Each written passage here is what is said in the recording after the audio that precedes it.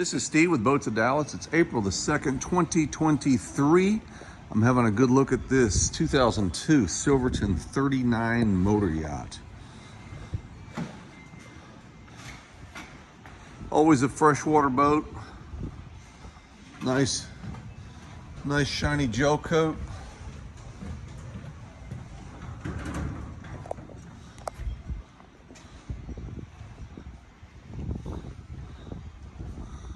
Let's take a walk around to the other side, and then I'll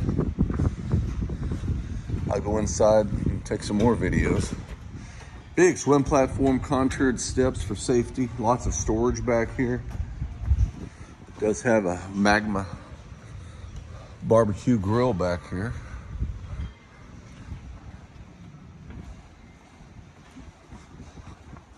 This boat does have the full isinglass package. It's not currently on the boat right now, but it does come with it.